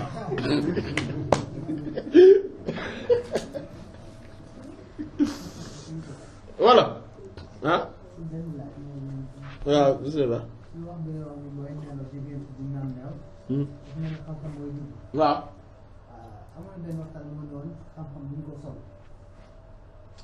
non maanaam non c'est-à-dire non maanaam li ñu ci namm non maanaam non amul confusion c'est-à-dire que suñ ne xam-xam duñ ko sol nit jubluwuñ ci ne amul lu ñu tuddee une science infuse c'est-à-dire que xam-xam boo xamante ne day tukkee ci borom bi mais day am ay sabab et que xam-xam ay côté ay catégorie la c'est-à-dire que nit ki day am cause yu koy waral xam nga tey bu ma géntee di nelaw di naan meew loolu mooy damay acquérir xam-xam mais l'acquisition des connaissances se passe par l'apprentissage loolu la ah voilà li nga jàng ma dugg maintenant gént gi nga ko gént day wane ni dina la yomb di nga ko am mais par quelle voie voilà ah daloon na kat daloon voilà kon ñu dellu si waat maanaam kon àdduna projet bi ma la wax sànq xam ngeen ni loolu taxul yàlla bind ñu indi ñu am na leneen lu tax lu gën a kawe du dëgg voilà loolu lay wax nag mu ne fa kulluma lépp loo xam ne yaraawu daf koy gis fa innama li am ba des mooy huwa loola matlubun lu ñuy sàkku la lil aaxirat ñeer àllaaxira fa hunaaka foofa yu abbar moom lañ koy firi foofu la ñuy mën a firi li xewoon fii ce qui veut dire que yow moment bi ngay nelaw gis nga boo yeewoo ci say nelaw ni ngay rendre compte que ni da nga yeewu en même temps en réalité fii sa àdduna yaa ngi ci beneen nelaw boo xam ne bu dee amee ba nga dem àllaaxira ci ngay rendre compte ne da nga doon nelaw et que li nga doon gis dans la vie foofa loola àdduna loola ay nelaw la woon ay gént la woon en fait loolu mooy xaalu ñu voilé dégg kon woye xoru bu boobaa dana feeñee la woññeel ko maa la nga xam ne raawu gisoon na ko fi duniyaa ci àdduna fa duniyaa kon àdduna gisrun am ab pont la yoo abbar boo xam ne def na firee def na ko def koy romb walla yu amar waaye defu ko dëkki ayaa ayyuhal baani mahalla diyaafatin alam ta'lam anna al jalaa qarib ala fattakhidha ma'baran comme li Seydina li kan wax yent bi saa saa ne kun fi dunya ka annaka gharibun aw abir sabil nekkal yent bi saa saa daf ni Seydina Ibnu Umar radiyallahu anhu ne ko nekkal ci àdduna comme si ab étranger la c'est-à-dire que quand tu es étranger quelque part visa 3 jours nga am faut que tu te rendes compte que ni tu dois li nga war a def yëpp def ko ci 3 jours yooyu et que gaawal parce que sur 3 jours yi sa visa dafay jeex tout simplement voilà et que def ko kon jaarluwaay donc defal considère-toi comme étant étranger ci espace boobu voilà et que wala boog kuy romb benn yoon kuy romb yoon maanaam bu may traverser yoon bi noonu rek la du place bu may dëkkee yow mi nga xam ne yow yaay tabax place yi nga xamante ne dañ la faa ganale kese xanaa xamunoo ni laxas ñëw dem àllaaxira jege na xamuloo loolu place bii nii kenn dëkkuloowu la fi àdduna kenn dëkkuloo wula fi dañ la fay gane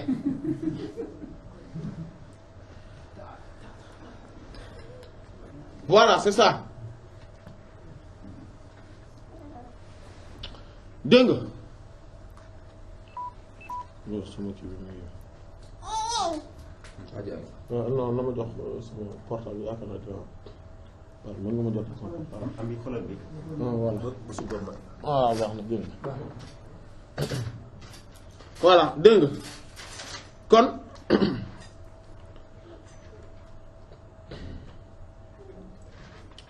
dégg boobaa mu ne waya saru dana feeñ baax na waaw dana feeñ bu boobaa la woo ñeel ko maara aawu la mu doon gis ah loolu la walla loolu la de waaw fa kullu ma lépp loo xam ne yaraahu gis na ko fa innama lam des may huwa moom matlubun lu ñu sàkku la lil aaxirati ñeel alaaxira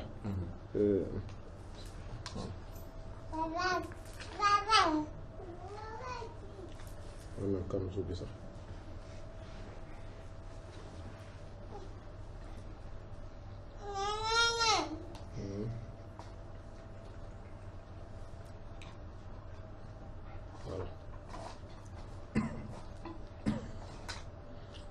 waaw du loolu waaw loolu la léegi nag fa innama lama sama huwa moom matlubu ñu sàkku la lil aaxirati ñeel alaaxira fu nekk foofee yu abbaru moom la koy firé moom lañ koy firé waaw voilà waya saru dana feeñ la woo ñeel ko maa li nga xam ne raahu gisoon na ko fi dunya ci àdduna fa dunya àdduna moom ci sunu na pont la yu abbaru bu ñuy romb wala yu amaru waaye deefu ko dëkkee àdduna pont la bu ñuy romb waaye deefu ko dëkkee fa xiina saa yoo xamante ne yastayqizu yeewu na nag laa yaraa dootu gisati shay an dara mi maa ci nga xam ne raaw ma nga ko doon gis fil manaam ci nelaw loolu la comme loolu ñun ñëpp niñ ko xamee nit ki suy nelaw ba mu yàgg mu yeewu day daal di rendre compte ne la mu doon gis yëpp gis la mu doon gis ci nelaw instant bi gisatu ko dégg nga min xayrin moo xam lu baax la wa sharrin wala lu bon la wa binaa in wala boog ay tabax la yu mu doon gis ci biir nelawam yi gént yi wa safarin wala tukki gi mu doon tukki dégg nga di gént di dem Makka ak yooyu léegi mu yeewu ndekk te gis ne bougé wul woon ci lal bi ah waaw mu gént kaaw bi après nga rendre compte que ni dégg nga léegi nag fa man koo xam ne na war a leeral na allah bur yàlla basiratoo gis-gisu xolam waa bara mu daal di mën a fiiri nag ru'yaawu géntam huna loola xabla huna fii nii ci àdduna xablal mawtu lu njëkk muy dee aflaxa day texe kooku la ki nga xamante ne moom yi muy gis ci àdduna yëpp comprendre na ban sens la yàlla namm ci moom kooku day texe parce que fiiri na ko avant muy dee il a pu interpréter son rêve avant même de mourir c'est-à-dire que dans voilà wa yakunu bu boobaa day nekk fii ci biir àdduna bi misaalu ka nga xam ne raa dafa gis ruya ak gént su ma topp raa mu daal di gént mu daal di gis tamit fii ruya ci biir gént gi am na woon nga moom ko istayqaza dafa yeewu fa yàqu sax mu daal di nettali maa li nga xam te ne raaw gis na ko woote moom fi naw mi ngi ci nelaw ala ba'd naas ci leen ci nit ñi alladina yi nga xam te ne yaraaw mi ngi leen di gis fii naw mi ci géntam gi fay fassiru mu daal koy firil la ñeen ko xaalaat naw mi te fekk booba ma ngay nelaw fay istayqaza bu yeewoo nag xiina sin bu boobaa yazaru mu daal di biir la woo ñeel ko feeñ ca moom and na woo ne kan moom lam yazal dañul woon fi maanaam ci nelaw fii xaali ruyaa ci xaalu bi mi nga xam ne mu ngi gént wa fi xaali taabir yi ak xaalu bi nga xamante ne moom mooy biñ ko koy firil bi yaa ci moom woowoote loolu nag asaxu taabir moom mooy firi gi gën a wér ci firi yi baax na tey loolu kooku noonu il est comparable à quelqu'un boo xamante ne àdduna da doon nelaw maanaam nit kuy nelaw imaginer ngay nelaw nga gént benn affaire nga daal di yeewu ci biir nelaw yi nga dem am koo taseet nga nettali ko li nga gént moom mu ne la li nga gént nii kat nangam lay tekki nga daal di yeewu nag rendre compte que ni ndekete même ci biir bi ma géntee ni maanaam ni dama yeewu dem nettali ko sax ndekete loolu ci gént la nekkoon façon boobu mooy firi bi gën a jub ci firi yi aussi loolu tax bu la yàlla mayee loolu ci gént souvent loolu moo gën a jub ci firi mooy yow nga gént dara ba pare yeewu ci biir gént gi nettali ko ku la ko firil kooku ne la lii lay tekki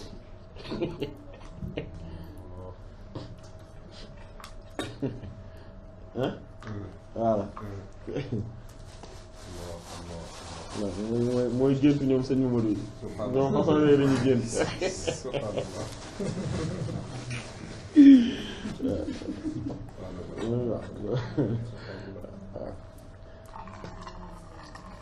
dégg nga wa kazalika ni ki noonu alfatanu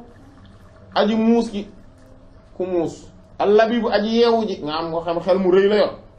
fi hadi daar ci biir kër gi mooy àdduna maa kaw nii ànd ak ne moom nekk gi mu nekk fi maanaam yi ci nelaw nelawam yaraa di gis am na ne ko moom istay xasa dafa yeewu maanaam moom en tant que mi ngi nelaw dafay gis ne dafa yeewu par exemple biir bu ko defee mu daal di firi dégg nga ru'yaahu ak géntam fi maanaam yi ci nelawam dégg nga li yantabiha bu ko defee mu mën a yeewu maanaam mu yantabiha mooy mu attirer attention wa yasdajira mu daal di jàjju maanaam maanaam mu jàjju mooy mu yedd boppam maanaam voilà wayas lu ko bu ko defee mu daal di sóobu tariqa sadaadi yoon bu mëdd bi maanaam mooy yoon bi nga xam ne mooy yoon bu jub bi bu baaxul voilà c'est-à-dire que ki nga xamante ne moom il est éveillé c'est-à-dire que il est éveillé il est maanaam intelligent voilà intelligent kooku ci biir nelawam yi c'est-à-dire que ci àdduna moom bu gisee àdduna bi day mel ni comme si da doon gént maanaam comme ñaa ngi ne comme ñun ñu ngi ciy nelaw en fait àdduna mais moom avec mi ngi gént comme tout le monde c'est-à-dire que il voit les choses par l'œil l'œil du visage comme ñëpp sauf que moom ci biir nelaw boobu c'est-à-dire que ñoom moom yeewu na c'est-à-dire que son œil c'est-à-dire que son cœur s'est réveillé et par l'œil du cœur moom il voit c'est-à-dire qu'il peut interpréter ce qu'il voit avec l'œil du visage c'est-à-dire que dans son sommeil même il s'est réveillé dans son sommeil et il pourra interpréter lan li nga xamante ne moom mooy li mu gis mu da ko mën a firi loolu la kooku loolu la àdduna ku yeewu fii àdduna kooku comme genre kii kële la comme kooku la léegi bu loolu nag da koy permettre mu mën a defal ndànk kat am na yoo xam ne kat kenn du ko def yi baaxul lii baax na lii nii lañ ko war a defe lii bon na lii kat mu daal di topp yoon bu baax bi kooku fay bes ay xasa bu yeewoo nag bil mawti ci dee léegi nag après comme que nit ñi dañuy nelaw et que buñ deewee la ñuy yeewu nekk dans une autre réalité en réalité maanaam ndax dee après dee àdduna boobu la vie après la mort buñ ko doon comparer ak suñu àdduna bi c'est comme ñun suñu àdduna bi buñ koy comparer ak nit ki buy nelaw li muy gént àdduna boobu muy dund c'est la réalité totale fële alors que fii dañuy nelaw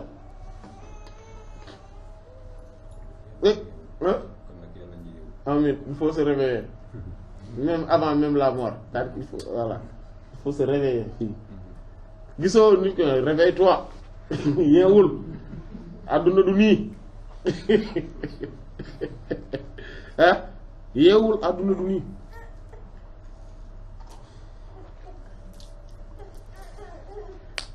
dégg nga kon kooku fa say xasa bu yeewoo bil mawti ci dee maam saabu dee xamita day daal di mën a gërëm nag ru'yaahu ak géntam wa mu di xatte def na ko tagg bi maanaam yi ci nelawam ci ngéntam yooyu wakkaana léegi nag maanaam loolu nag dañ ko ci mën a taggee ni kon nelaw ya nga nelaw de ci àdduna nelaw yooyu na nga ca doxale jub na parce que dafa yeewu ci biir nelaw yi firi ko ni ñu ko war a firi contrairement ak ki nga xam ne moom day nelaw di distraire pour moom àdduna bi dara garawul affaire yi kii maintenant même xaalu yeewu googu nit ñi dañ ciy wute am na ñoo xamante ne mais ils sont plongés totalement dans un éveil mais dans un sommeil tellement profond que lu baax ak lu bon sax mënuñu ko xàmmee dañuy def rek àdduna daal fii la ne rek yàlla ci jëmmi boppam sax duñ ko gëm. nit ñi tamit noonu la ñuy seen yeewute lu ñuy gën di yeewu nag ñuy gën a tegu ci yoon bu baax di gën a mën a conscient di mën a xàmmee lu baax ak lu bon di mën et cetera parce que ce sont des choses abstraites quand même le bien et le mal loolu c'est une chose abstraite ah loolu ay affaires yu abstraites la mais que nga mën ko xàmmee c'est-à-dire que donc l'éveil du cœur mooy la clairvoyance permet de distinguer voilà nii laa war a dox lii war ko defee lii dafa baax lii dafa bon lii la ñu war a lii et cetera kooku ilaa lay kooku bu demee àllaaxira ba dee buy yeewu woo day daal kontaan ci nelaw dañ koy sant ci nelawam yooyu mu doon nelaw malgré que mi ngi ci nelaw mais que firi bi maanaam def na fexe na ba doxale bu baax parce que attention lii lu mat a bàyyi xel la mooy gis nga gént boo géntee dara fii ci àdduna la wax li ngay gént obligé day xew c'est pas parce que da nga gént dara que ni après da nga naan lii ma gént de moom lu bon la nangam que ni du xew day xew maintenant ñaan yeeg yenn xeetu doxalin yeeg yi sunna yi di jàngale ak yooyu yëpp pour lan la pour maanaam déjà psychologiquement nga mën a pare pour mën a dékku affaire bi kese mais mbir moom day xew xudiyal amrul ladhi fihi tastaftiyan yàlla dogal na ko après looloo tax nga gént ko waaw moo tax nga gis ko su xewul woon doo ko gis su nekkul woon une réalité doo ko gis voilà maintenant il faut voilà donc le fait que nga yeewu moo tax nga le fait que nga mën a am maîtrise ci say gént foofu la avantage bi ne yow imaginer tey ngay gént loo xamante ne yow ci sa biir gént gi am nga maîtrise nga am maîtrise ci sa biir gént gi di dogal xam nga kooku moom yow am nga les rênes entre tes mains le volant kooku nag bu yeewoo day daal di kontaan ca la mu géntoon parce que moom amoon na éveil ak maîtrise ci biir gént gi comprendre alors que ki nga xam ne amul benn éveil moom maf'ulun bihi rek la c'est-à-dire que il n'est que complément d'objet dans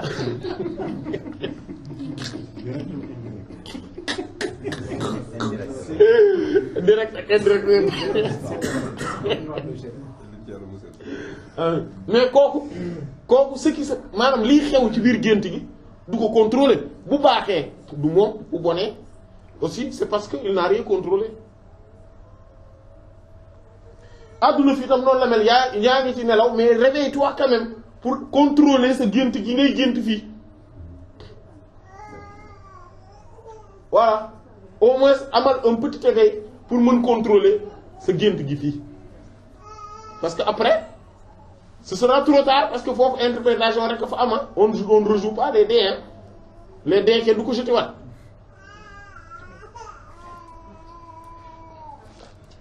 dégg nga amul rattrapage amul deuxième tour amul dara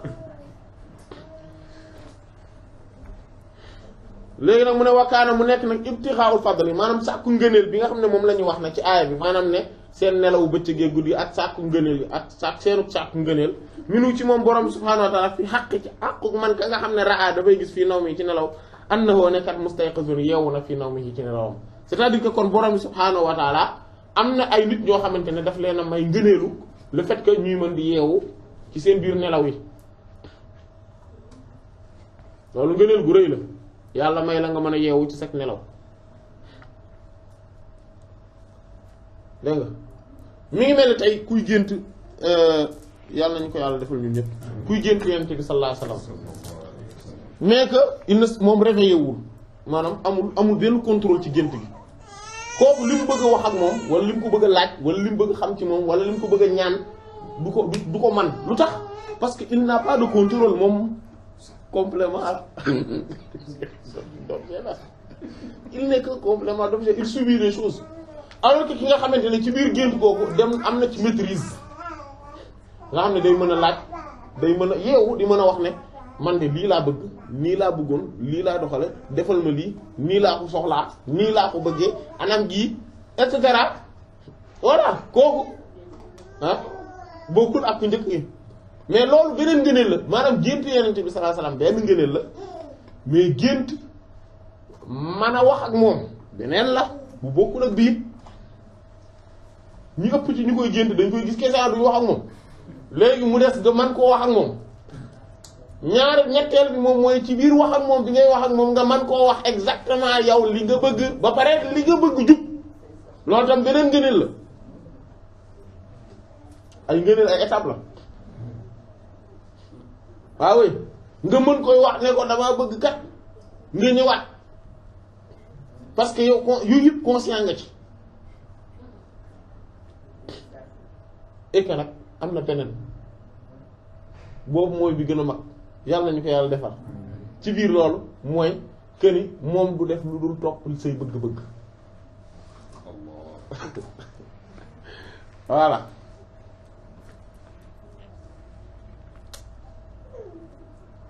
fa sharaful insaani kon nag terangay doomu aadama nit terangam wa fadilatu ak ngëneelam gu rëy gi allati bi nga xam ne faaxa moom la féete kaw bi haa ci teranga googu asnaafal xalq mboolem xeetu mbindeef yi bisti'daadihi mu ngi ci waajal gi ko yàlla waajal li maarifatillaahi ngir mu mën a xam yàlla le fait que mu nekk ku approprié apte à la connaissance divine à l'acquisition de la connaissance divine maanaam bu yàlla subhaanahu wa ta'aala ji kaw ji loolu moom mooy teranga doomu aadama bu kawee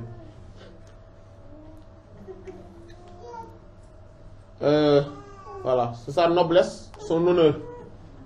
voilà wa innama li am ba des mooy istu'idda léegi nag dañ koo waajal lil maarifati ci mu xam yàlla bi qalbihi ci xolam laa du de bi jaarihatin ci ab cër min jawaarihi ci cëram yi maanaam du benn il y a aucun membre du corps humain qui est apte approprié à la connaissance divine. Il n'y a que le cœur. On connaît Allah subhanahu wa ta'ala que par le cœur. Et que le fait qu'on est approprié à acquérir cette connaissance gnostique, c'est cela même qui est l'honneur et la noblesse, l'honorabilité de l'être humain vis-à-vis de toutes les autres créatures. Voilà. Loolu la yàlla loolu la terale doomu aadama léegi nag kon fal qalbu xol huwa moom al aalimu mooy aji xam billahi ci yàlla kon c'est le cœur qui est le connaissant en Allah wa huwa te mooy al mutaqarribu mooy sax koo jegeñ ila Allah jëm ci yàlla donc c'est le cœur aussi qui se rapproche d'Allah subhanahu qui cherche à se rapprocher d'Allah subhanahu wa ta'ala wa huwa te moom mooy al aamil aji jëf billahi ci bur yàlla ngir yàlla par Allah aussi, par Allah. Donc c'est le cœur qui agit par Allah, qui est l'acteur par Allah. Woowote moom mooy as-sa'i ila aji daw dox ila Allah jëm ci yàlla. Voilà, donc c'est lui qui marche, hein, qui se conditionne vers Allah subhanahu wa ta'ala. Woowote moom mooy al-mukashafu mooy ki ñuy wuññi bi maa ci li nga xam ne inda Allah moo nekk fa yàlla wala day ak maanaam moo nekk maanaam fa moom ca moom. C'est-à-dire que donc c'est celui qui est aussi, c'est le cœur aussi qui est dévoilé de ce qui est auprès d'Allah, hein, et qui est chez lui, voilà, qui est chez Allah et auprès de lui, voilà, qui est chez Allah et auprès de lui. Voilà, gis nga comme inda ak lada, voilà, inda chez lada auprès de.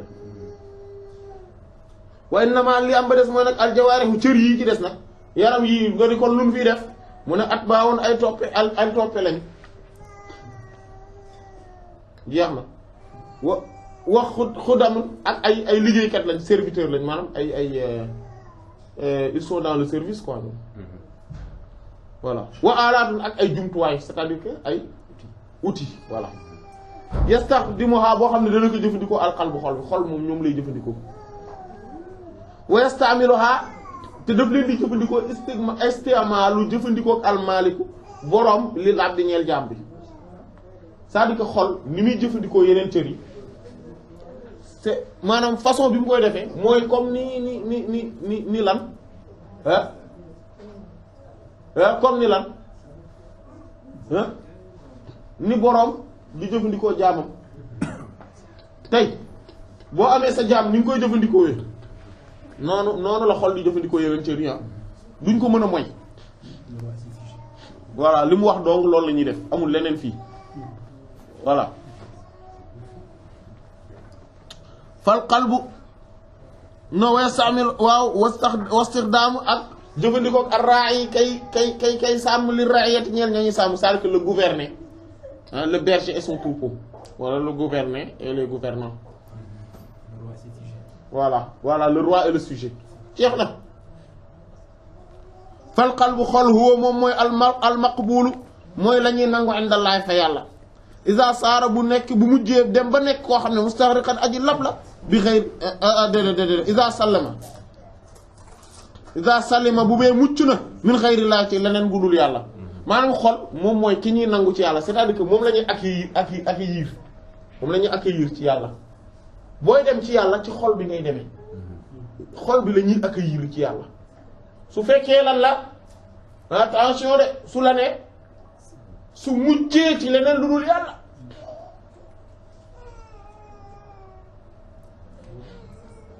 problème bi yëpp foofu la ne woowoo moom xool nag almahjub moom mooy ki ñuy yiir anillaahi walif yàlla donc c'est le cœur aussi qui est voilé au détriment d'Allah wala d'Allah subhanahu wa ta'ala xool moom la ñuy yiir moom mooy kii voilé wu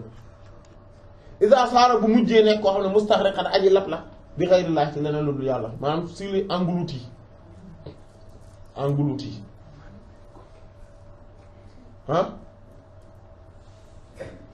ci leneen lu dul yàlla voilà wala noyé voilà c'est des noyés ci leneen lu dul yàlla woo woote xool almutaalab moom mooy ki ñuy sàkku ci moom wal muxaatab moom la ñuy jokkalante kàddu woo woote moom almuaatab mooy ki ñuy yedd tamit xol la ñuy waxal bu ñuy wax ak moom la ñuy waxal moom la ñuy adresser la parole et que moom la ñuy lan moom la ñuy yedd aussi woo woote moom xol alladi mooy ki nga xam ne yas'adu moom mooy texe bil qurbi ci jege ji muy jege yàlla wa yashqa mooy texe di bil bu'di ci sori gi muy sori yàlla wa tard ak dàq gi ñu koy dàq payu yàlla bi kon loolu xol la donc c'est le cœur qui s'éloigne d'Allah subhanahu wa ta'ala voilà qui devient malheureux parce que dafa sori yàlla c'est lui qui devient voilà parce que aussi est exclu aussi de la haute instance divine xol la ñuy dàq et que xol aussi c'est lui aussi qui a le bonheur d'être rapproché d'Allah subhanahu wa ta'ala loolu moom moo tax nit ñi kenn mënu leen juger ci seen apparence l'extérieur nii fi mu toll ñun ñëpp fi mu toll bu ñu àndee di dox ku jege yàlla ak ku ko jegewul kenn du ko mën a xàmmee ci bët nii rek parce que tout simplement suñu apparence yëpp nit la carcasse bi benn la fi ñu wutee dëgg mooy ci xol bi naka la jege yàlla ak naka la ko sore suñu différence yëpp foofu la résider toute notre différence réside là-bas maintenant nag day am ay jeexital ci biti parce que bu nit su bëggee dara da ngay gis cër yi dañ koy topp comme li ñu wax maanaam xol bi su bañee dara cër yi dañuy topp bañ googu ci loola et cetera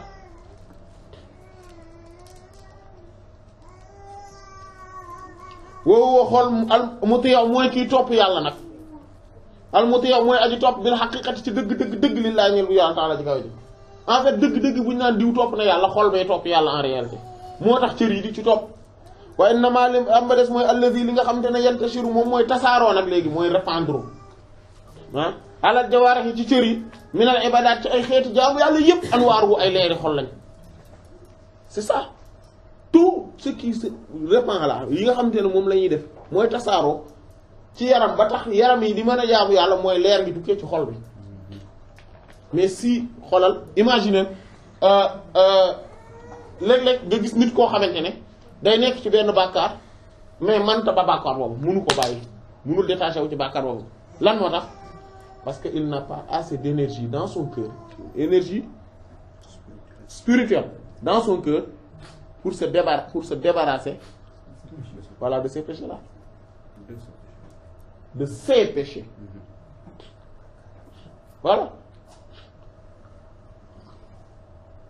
voilà du ko mun loolu moom moo koy waral et que parfois nit ki day bëgg a def lu baax ndeysaan tout le temps muy bëgg am yu baax yu muy bëgg a def mais il n'a pas l'énergie spirituelle nécessaire pour pouvoir voilà di def yu baax yooyu mu bëgg a def manu ko et il sait pourtant que ni loolu moom moo koy avancer moom xam na ko ah xam na ni looloo koy avancer looloo koy muccal mais problème bi mooy énergie bi ne ci xol bi leeru xol bi moo doyul carburant bi doyul pour mën a dawal oto bi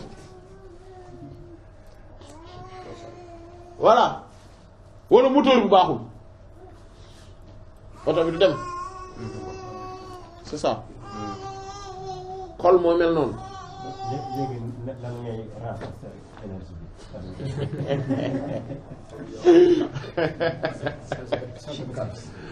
voilà benn mooy zikkar lu bari ndax booy zikkar dafa am leer gu muy wàcc ci xol ñaareel ba mooy sori ñu doy waar ñi ñëpp ñi nga xamante ne dañuy tax ba sa xol du jege yàlla ñooñ nga sori leen mooy te ndiku place yi nga xamante ne ay fo ak caaxaan mbel ak reg c'est-à-dire les lieux, les endroits où il n'existe que des plaisanteries, des futilités, voilà. Parce que la distraction, voilà, parce que loolu mooy tax sa xol di distraire loolu soo ko soree mais nga réaliser aussi ak beru maanaam l'isolement mais l'isolement avec le rappel, l'évocation et la mention du rappel d'Allah subhanahu wa ta'ala mu fàttali ko beneen bi ci des moom mooy te bokk na ci bi ci gën a jariñ bi ci ëpp doole presque boobu nag mooy bi ci ëpp doole mooy ànd ak koo xam ne xolam dafa tàkk ci leeru yàlla boobu moo ci ëpp doole cheikh na imam tay boobu moo ci ëpp doole parce que le fait que nga koy fréquenter loolu day tax xolam day dàq trouble yi nga xam ne ñooy les troubles obsessionnels les distractions maanaam lépp loo xam ne day tax ba xol bi du ko ba pare day dàq tamit yenn bànneex yi nga xam ne ñoom ñooy tax parce que tamit xaqiqa daan bànneex yi day tax xol bi day wàññeeku day woyof voilà lépp loo xam te ne day nooyal xol loolu day nooyal xol loolu noonu day yokk énergie wu xol lépp loo xamante da koy renforcer lépp loo xamante ne da koy da koy wowal mooy da koy yàq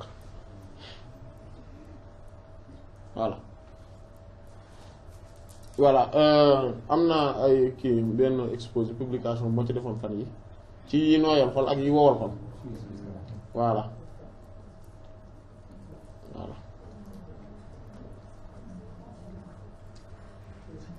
waaw alors moom daana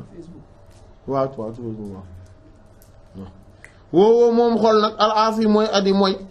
al mutamarridu moom mooy kii féetéerlu àlallah ci kaw yàlla moom la xol la de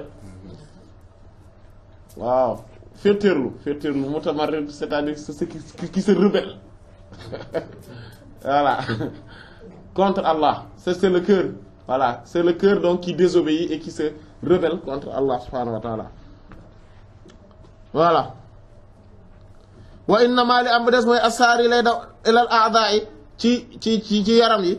ci cër yi yaram yi melal fa waaxe ci njombutéef asaaru ay jeexitam lañ donc ce sont ces traces donc c'est les traces de cette désobéissance et de cette rébellion qui se propagent et se répandent dans les membres voilà du corps physique woowu woote mooy allazi mbir mi nga xam ne mooy xol iza arifahu su ko xamee al insaanu doomu aadama arifa day xam rabbahu borom sa xol soo ko xamee rek xam sa borom loolu lañu ko xam sa borom xam boppam xam boromam xamal sa xol xam sa borom ñu yom foofu insha allah wallahu ta'ala a'lam wa sallallahu ala sayyidina muhammad wa ala alihi wa sahbihi ajma'in subhana rabbika rabbil izzati amma yasifun wa salamun ala al mursalin walhamdulillahi rabbil alamin